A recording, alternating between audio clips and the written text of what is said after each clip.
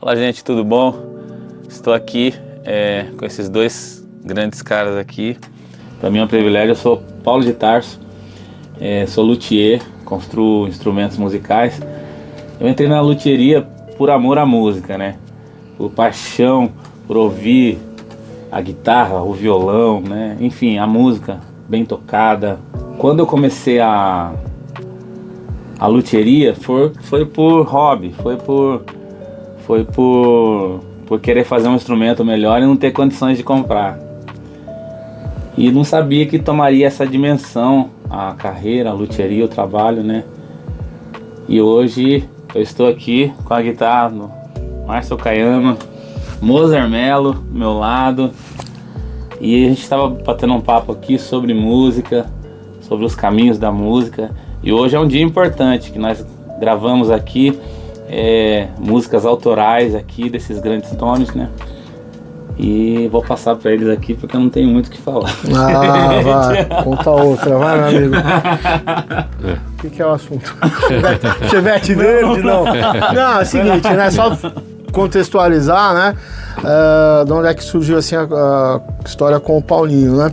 O Magaldi, grande artista, músico, produtor, enfim, um cara multitask aí, empresário, era aluno meu, né? E um dia ele apareceu com uma guitarra semiacústica, uma 335, acho que era isso, né? Eu achei que fantástico e tal, porque ela meio batia já com uma tendência, ela estava alinhada com uma tendência de alguns luthiers, assim, europeus, de usar material reciclado, tanto é que a Double Neck foi a primeira, que é uma joia, né? Foi esse patchwork, assim, que é baseado em alguns luthiers alemães que faziam esse patchwork e tal. Aí eu falei, pô, traz o cara pra conversar. Pô, eu tenho muito interesse em ter um momento X, uma guitarra de 2 braços, né? O pessoal fala que é meio pra aparecer. Eu falei, não, é pra aparecer mesmo, né? É legal, serve pra isso. E é um puto instrumento, assim, né? E a gente começou a alinhar várias questões, de ver que a gente tinha muito uma certa linha de pensamento pessoal, artístico, de vida, assim, muito já meio alinhado, assim, então parceria que está frutificando muito, assim, né? E o Moser se interessou pela guitarra de 2 braços, eu passei, bom, é o Master Jedi, o Avatar, fala com o cara e vê o que ele quer e pronto, né? Então é legal falar um pouco sobre esse início, esse start aqui dessa parceria, como é que começou, né?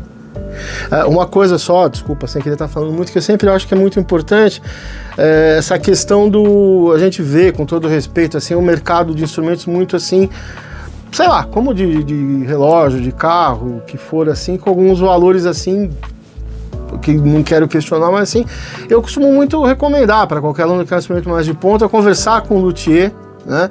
E fazer o instrumento da maneira, porque além do instrumento você tem uma aula de construção, se a pessoa está do teu lado, você vai precisar de uma manutenção, uma adaptação, assim, então eu acho isso um ponto, assim, eu sempre incentivo muito, assim, essa questão, todas as minhas parcerias de guitarra são com luthiers, né, e o Paulo é um cara iluminadaço. É curioso você estar falando isso, Okayama. Bom, primeiro, muito agradecido pela indicação. Imagino. Do Paulo, ele viabiliza as nossas loucuras, né? Que no meu caso, eu queria olha que louco, eu queria uma guitarra de 2 braços para tocar na praia de Furon. Mas depois, como eu sou um amante de harmonia, eu percebi que eu podia fazer composições com afinações diferentes e abrir um novo possibilidade na minha cabeça, né? Mas eu queria só entrar no que você falou. Pessoal, há muitos anos atrás, não sei dizer se é 8, 9 anos atrás, eu avisei o pessoal, eu trabalhava com algumas empresas, eu chamei na época, tomem cuidado com a chamada chinalização. Uhum. A chinalização pode matar as empresas que fabricam o instrumento e até a parte, os luthiers também vão sofrer, todo mundo sofre. Mas na época foi meio ridicularizado, entendeu? Você estava falando isso lá. Então, muitos empresários enriqueceram em cima disso, entendeu? E a partir daí, então, comecei a valorizar bastante também o trabalho artístico desses grandes profissionais que constroem instrumentos, né? Então, para mim, é um prazer, uma honra, né? O Paulo poder chegar para ele, ter a liberdade de falar, preciso de um instrumento de 16 braços e uma corda. Ele falou, como é que é? Vamos fazer. Esse é o primeiro passo, mas o mais importante é que vocês valorizem essas pessoas. E o momento que o planeta está passando, a gente tem que criar hoje em dia bolhas de proteção O mundo está muito louco, muito louco. Nós estamos conversando aqui, tem gente passando fome do outro lado, crianças morrendo, por diante. Então nós temos que ter uma proteção para tentar fazer um pouco de arte, né? Arte, e jogar luz para isso. Isso é o mais importante. Não tem outro sentido fazer, né? Eu já passei de uma idade que, tipo assim, agora eu vou tocar o meu solo, não é mais isso, né? Você tem que passar alguma coisa para as pessoas. Se não for isso, não faz o menor sentido. É claro que sempre vai ter um pouco da sua autoestima, de você querer tocar melhor, fazer um solo, tocar uma coisa mais rápido, entendeu? Hoje em dia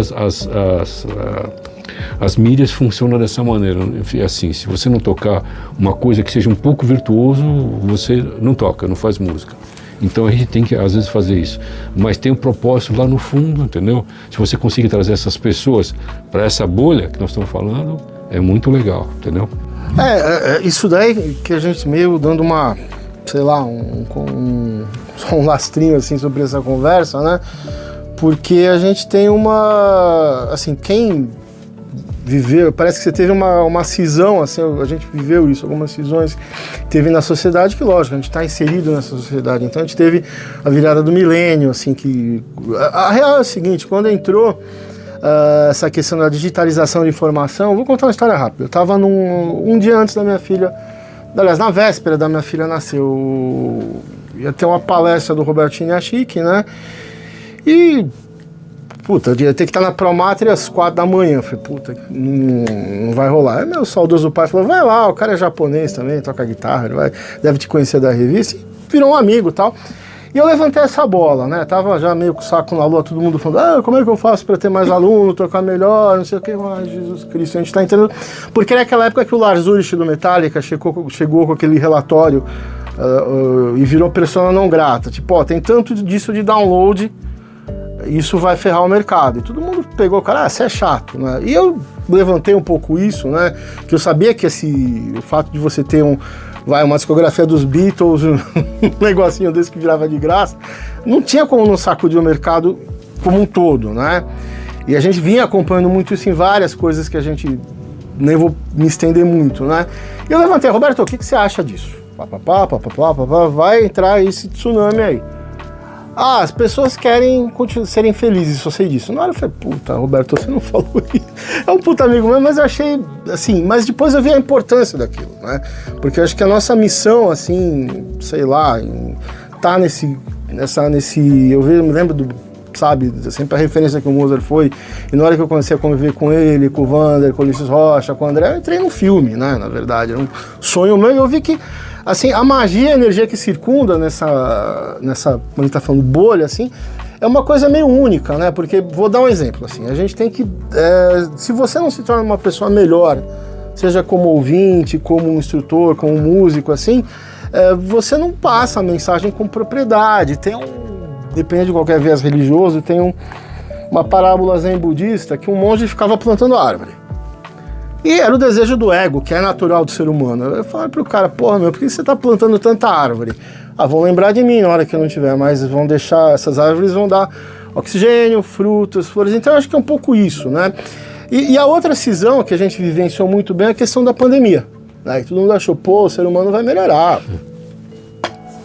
Melhorou nada, né? Tá todo mundo num egoísmo assim descaralhado, desculpa a expressão. Então, eu acho que entra muito aquela questão de como a gente lida com essa anulação de você tem que se reconstruir diariamente. Você dorme do jeito, acorda do outro. Se você não entendeu isso, você não entendeu o mundo contemporâneo, né? Que tá na moda falar distopia, o cacete, mas enfim, a realidade é essa, né? Eu acho que tem, né? Que a gente tá falando aquela questão do heroísmo, da gente estar atuando nesse mercado há um puta tempo e a gente não percebe, a gente vai fazendo o que é necessário fazer e isso envolve, assim, muito, assim, essa adaptação constante, né? Então acho que toda essa nossa conversa, essa música, essa festa, comemoração que a gente tá fazendo aqui, no fundo é uma celebração entre amigos, pensando nisso, né? E como... Da nossa bolha. O resumo da ópera é isso, né? Eu acho legal, assim, mestre, que assim, que eu entrei aqui e assim, o ambiente aqui, né, da música é algo assim que Sim. É muito legal, É diferente de tudo. Mexe com as emoções. É diferente de tudo. Fala de coisas boas, né? E eu creio muito assim que o ser humano precisa muito disso, né? Essa composição maravilhosa, eu sei que depois começo a falar um pouco mais sobre ela, né?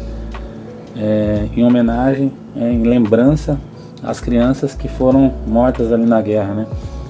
Então o mundo está acontecendo aí, né? E quando a gente vê, olha pra gente, o que a gente tem, a gente vê que nós somos privilegiados, né? Muita coisa, né? A palavra é gratidão, cara. Gratidão. Somos muito privilegiados. Né? Eu não podia deixar de não fazer alguma coisa, como você abre no noticiário, tá? Morreram 3.500 crianças. Crianças? Peraí. Estão jogando míssil em cima de crianças? Que ponto nós chegamos? É um absurdo. Eu falei assim, como a minha voz não vai acontecer nada, mas eu quero deixar aqui uma bandeira, minha bandeira está aqui nessa música. Vocês façam a reflexão que você quiser. Uma música que não tem virtuosidade nenhuma, não tem nenhuma pretensão. É só uma espécie de um lamento, né? Não é possível acontecer isso.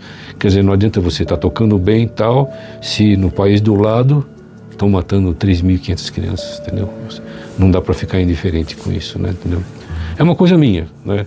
Mas eu faço questão. E outras causas que acontece, eu faço a mesma coisa. Vou fazer uma música, fica essa mensagem subliminar, as redes hoje em dia estão contaminadas, mas que se você pegar, se alguém pegou essa ideia, ele fala, opa, então você já tem um adepto na causa, assim, entendeu? Né?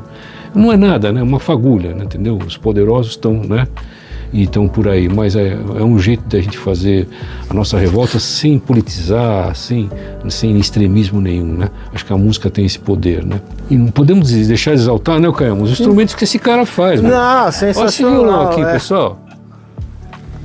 Violão? É um barítono. Barítono. Caramba, incrível. Olha o baixo, ó. Maravilhoso, cara. O Caio ganhou um presente hoje. Olha aí. Olha só, isso aqui vai dormir comigo abraçado. Assim. E você consegue mostrar as double neck lá? Olha só. Olha que saco que o Paulo teve para fazer isso. Olha o patchwork que ele fez nessa guitarra. O outro luthier mandava merda. Então, o Paulo é multifacetado. Tem outra, mais uma, hein? O violão, tem hein? Várias guitarras. Como é que você chama aquele instrumento lá? É violão nylon, guitarra nylon, como é que se chama? Aquilo ali é um violão flat nylon. Violão flat nylon, que ele está fazendo que mais algumas semanas está pronto aí, né? A gente até brincou um pouquinho lá, de repente eu tô lá no meu ateliê, eu recebo a ligação do Mozart Mello. Paulo, tô precisando de um violão nylon. Esse vai ser, eu estava precisando muito de um instrumento de nylon, né? Né? Então vai ser isso aqui, né? Maravilhoso, trabalho lindo, aí ó, com a energia da madeira ainda tá, né? É isso que é legal ressaltar, legal, né? Assim, alguém plantou uma árvore, alguém colheu, alguém cortou, tem toda uma energia. O Paulo aqui, valoriza né? muito essa questão do respeito à madeira, assim, não como um bosque replantado com hormônios, assim, que eu não estou criticando o mercado, acho que até a entrada da China também democratizou alguns valores que não tinham sentido, mas assim, mas essa questão desse artesanato que o Paulo tem, você vê o carinho que ele tem com a energia da madeira, que é um ser vivo, né? Com certeza. E eu valorizo isso aí, a questão da madeira. A gente tem muito... um pedacinho de madeira lá. Isso que é bonito. Guarda, sim. Posso usar alguma coisa. Isso aí. Eu respeito, né? Acho que é o caminho que o mundo, assim, é o contraponto do que se tornou o mundo, O universo do seu trabalho é muito louco, né? Você faz instrumentos, os instrumentos vão jogar música aí no planeta, cara.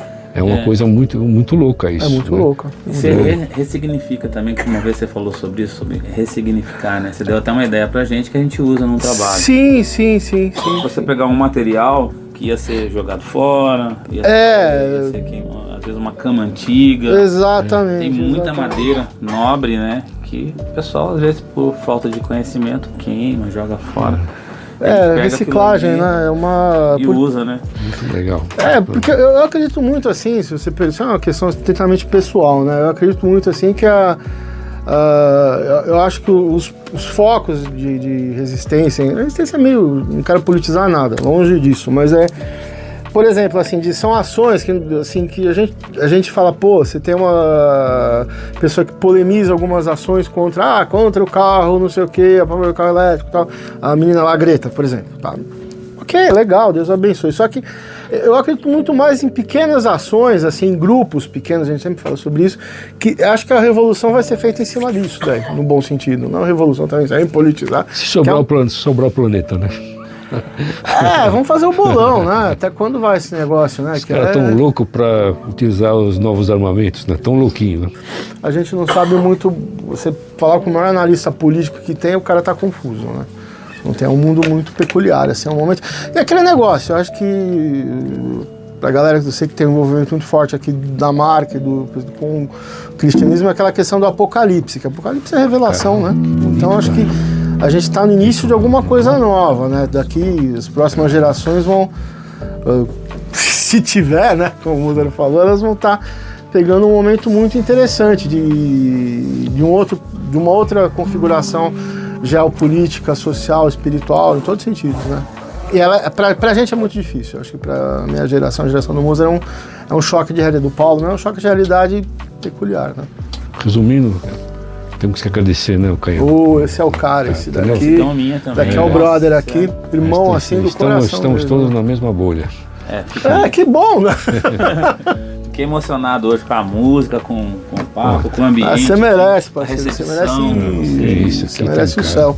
E você ter um instrumento feito assim, e você vê ele fazendo música bonita. É o que você sempre falou, né? Quando você vê um instrumento na pista, é o que te dá mais satisfação. Nossa, isso na outra vez que a gente fez aquele vídeo, você falou que o que te dava...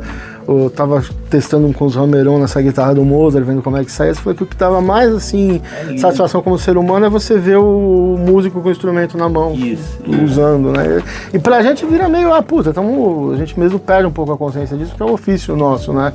Tá estudando, ensinando, tocando, preparando show, não sei o que, a gente meio entra naquele modo automático, né?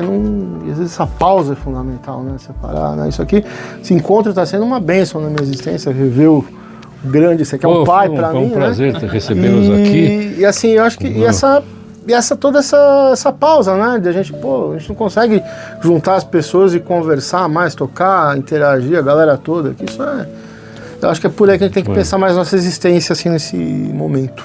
Queria agradecer, Mozart, Marcelão, junto aí. Grandes feras aí, e todo o pessoal que acompanha e prestigia o nosso trabalho aí. Tem coisa boa por aí, tá bom? Um abraço a todos.